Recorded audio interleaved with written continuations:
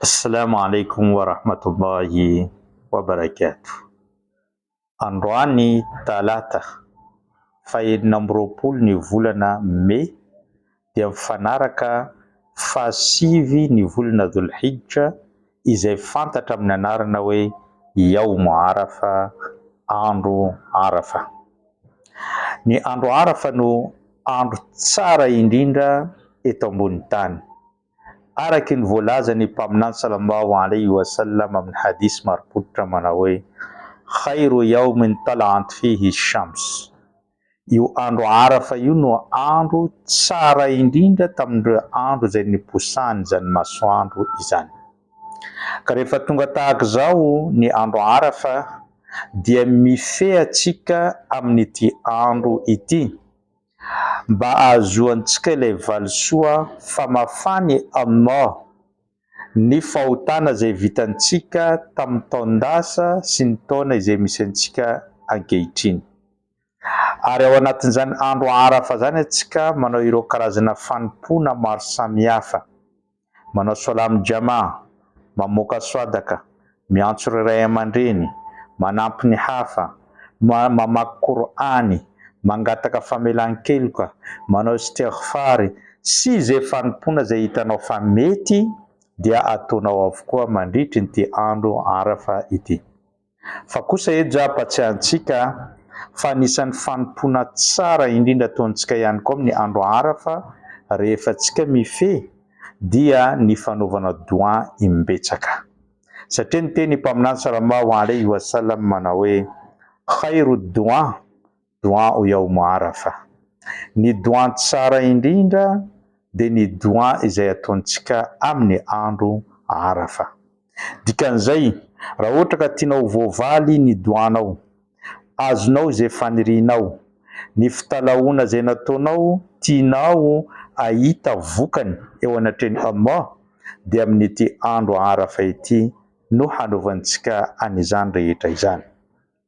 Ampianatra dua ray antsika izay naverimbery ny mpaminany sallallahu alaihi wasallam tamin'ny andro Arafa, ka niteny izy manao hoe khairu dua o Yaomo Arafa.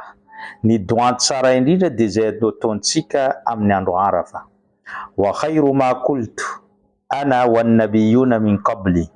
Ary ny dua tsara indrindra izay nolazaiko izao sy ireo mpaminany rehetra teo alohako rehefa tonga tahaka izao ny andro Arafa dia ny fitenenana hoe la ilaha illa Allah wahdahu la sharika la lahul mulku wa lahul hamdu wa huwa ala kulli shay'in qadir.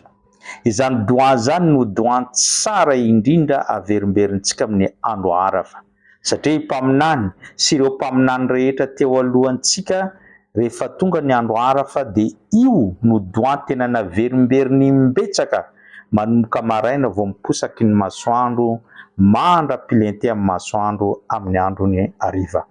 Azadiny ihany koa ripiny Islam fa ity andro Arafa ity no andro tsara indrindra no sady amotsorany Allah betsaka indrindra ireo olona izay efa tokony ho any amin'ny afobe ka naverina miditra any amin'ny paradisa. Mangataka amin'ny Allah subhanahu wa ta'ala atsika mba ho isan'ireo olona izay avitra tamin'ny afobe.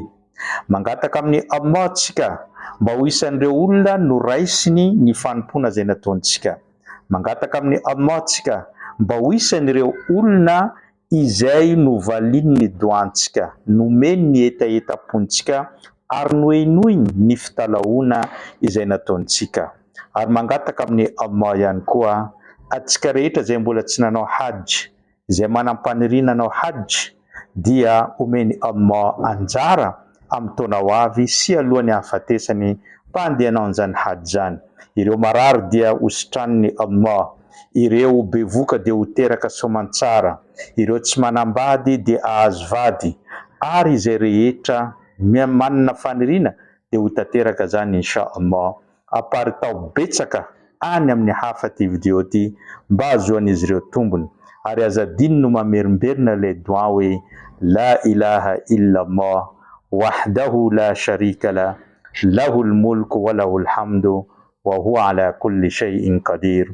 Wassalamu alaikum wa rahmatullahi wa barakatuh.